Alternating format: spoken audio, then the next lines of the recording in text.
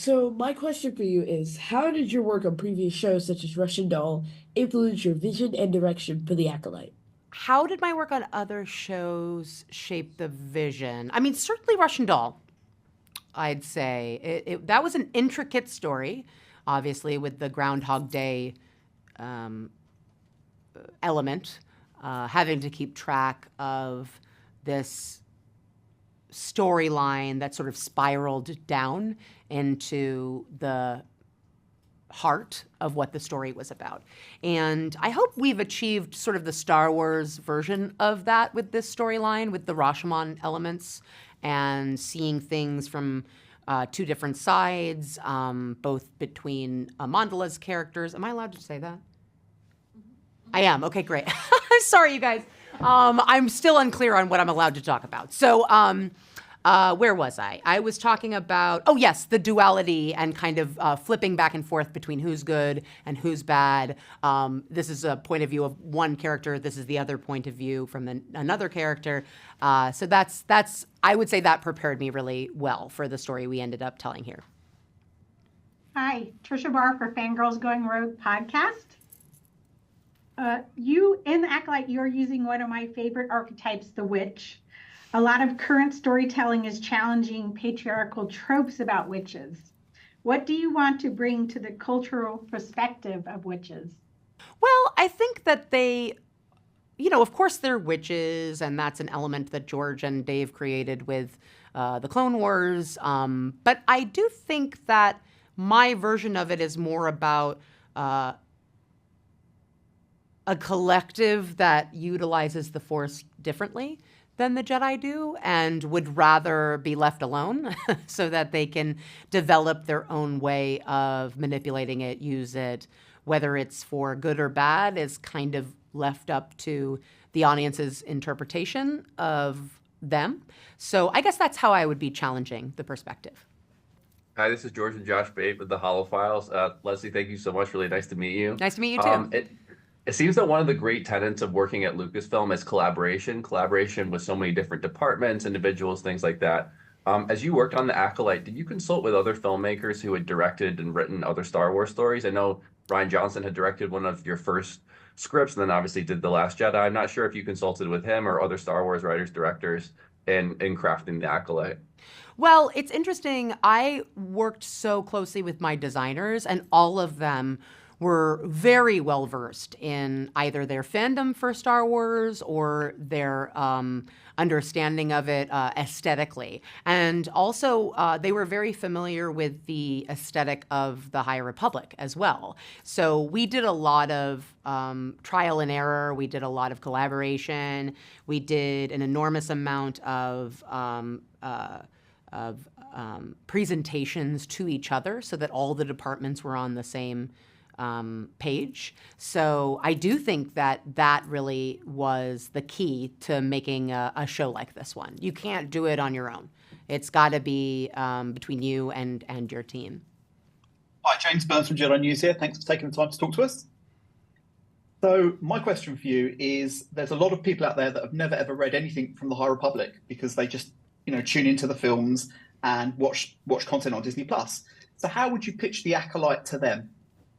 Oh, I would say pitching The Acolyte to people who are unfamiliar with the High Republic, I would say this is a fresh entry point. It could definitely elevate the show if you've had the experience of immersing yourself in that in beautiful world. But you certainly don't need to have read anything or know any references to it because we are taking place a bit closer to the prequels than the High Republic. So hopefully we have enough referencing of the High Republic, but we're not leaning on it narratively to support our story. I would like to think that our story stands on its own. Hi, Leslye. I'm Gustavo from Trial of the Force. Thank you so much for taking the time to talk to us. My question also has to do with the High Republic. But before getting into the High Republic, Star Wars has, I think, been known a little bit for being slower to embrace diversity in it, not just its casting, but also in the stories it tells about diversity. through the High Republic and that publishing effort, we have seen a lot of diversity with the characters that are finally introduced, be it with their races or their sexualities, but also the stories that we tell about them. With the Acolyte, how do you embrace that ethos that the High Republic publishing effort has done to not just bring in diverse characters, but also to tell diverse stories? Well, I hope that, as you know, if you're a Star Wars fan, my hope is that you will notice the different elements of Star Wars that we have brought, other Star Wars media that we have brought into the Acolyte. We're referencing the High Republic with the design of the robes, with including the character of Renester Grow. I think that we're definitely referencing Clone Wars when we explore the witches and the coven that Jodie Turner-Smith leads.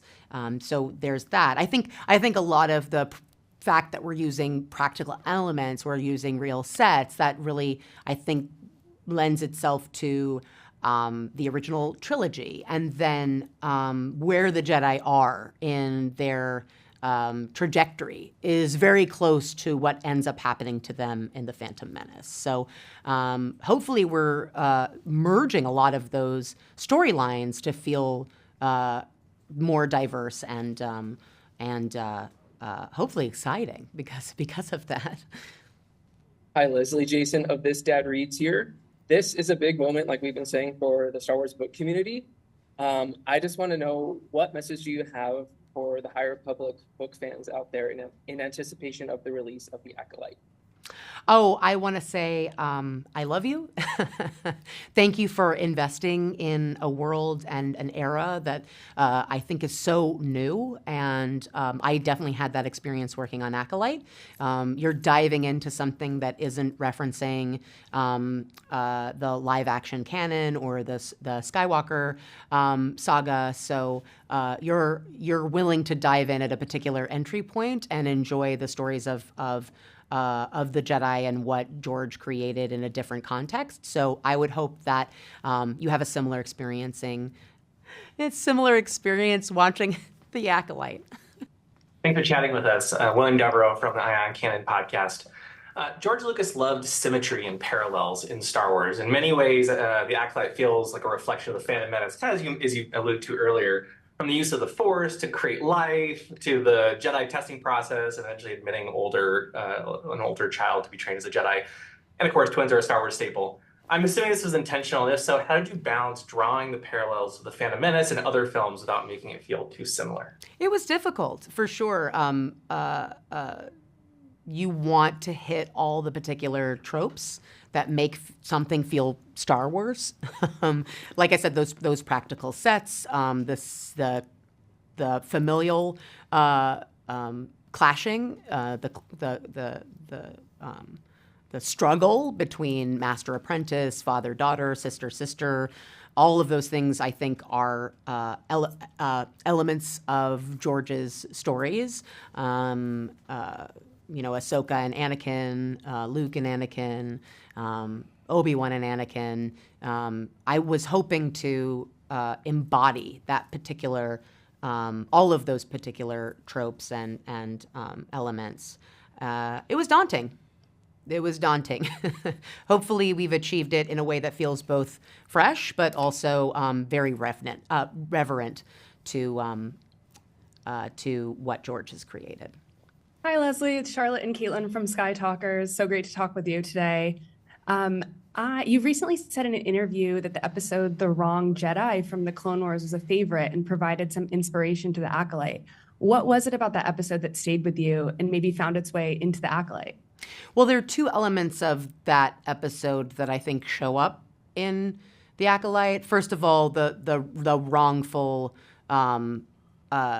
accusation of a character that they've committed a crime, a really horrible crime that they didn't do. So there's definitely that element. It's one of the things that starts the story off.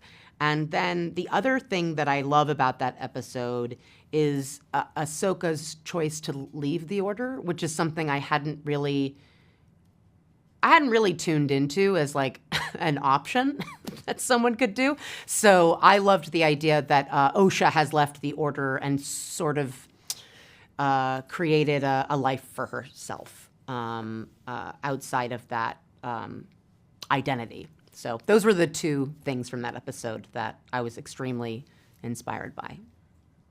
Hello, Leslye. You work closely with Neil Scanlon and the Critch Cantina team at Ironwood to create all kinds of really, really cool stuff. Can you talk a little bit about that process? Oh, absolutely. Neil embraced me immediately, which I was so grateful for. He was very supportive of my ideas and my requests. He does so much. When you get to work with him, whether it was the mask with that element of horror with the smile. That was something that we worked on for a really long time in terms of how to construct it. The character of Basil was someone that I said, I want to do this with a guy in a suit like the old days. You know, I don't want this to be a CGI character. What do you think? How can we execute it? And he worked so hard for months on creating the design of that character, making that character work. The droid Pip was so much fun to work with. Amandla would joke that it was like a little Mercedes-Benz in her pocket because every time she was done with a take, they would come and take it from her because it was so, it was remote controlled by a puppeteer who was excellent and actually worked with Amandla in rehearsals so that the character felt very much like, so that the droid felt very much like a character. So yeah, Neil was instrumental in all of that. Hi there, Dan's there from Coffee with Kenobi. Looking forward to seeing what everyone thinks about the Acolyte, as I'm sure you are. And now this question, I don't want to spoil anything, so bear with me. What can you share about May's mission to kill Jedi without the use of a lightsaber? Because it is a unique fighting choice. What inspired that decision creatively? The choice for May to attack Jedi without a weapon was to put a new spin on how you would attack a Jedi. Meaning this is a time period where not a lot of people are running around with a lightsaber unless you're a Jedi. And so therefore attacking a Jedi without a weapon would be a daunting task and something that would hopefully intrigue the audience. Hey, this is Sarah with Skywalking Through Neverland, and you talked about all the inspirations of Star Wars that you're trying to involve in this show. Well, music is a huge thing that connects Star Wars, and I just wondered, is there a specific point in the narrative that you directed the composer, Michael Abels, to use any particular Star Wars themes or sounds or instrumentation to further that connection? I didn't really start out giving any direction to Michael. He's brilliant. He's a Pulitzer Prize-winning musician. He obviously worked on Jordan Peele's films, which is how I just, was introduced to him. There was an element in the show that I felt needed to feel like John Williams, but also had to have an eerier, darker edge to it to tie into the tone of the show. Initially, I didn't really give him a lot of direction. It was more once we got into specific cues that I would say I would give certain direction, like this just doesn't feel, very Star Warsy to me. Or he would say, I think this is a really huge moment because a lightsaber is being pulled out, and I would say, yeah, but it's the bad guy pulling out a lightsaber. So, and we would kind of have those really spirited conversations about how to execute or how to support choices that were elements of Star Wars that we've seen before, but be specifically in his perspective and voice and point of view as a composer. Thank you, Leslye. Bye. Have a good day. Thank you. May the force be with you. Thank you. Hey, look at those names to the left. They are part of the Skywalking Force, our Patreon. Become a producer yourself and check out all the Disney Plus themed bonus content available depending on the level you subscribe. Become a member of the elite Skywalking Force at skywalkingforce.com.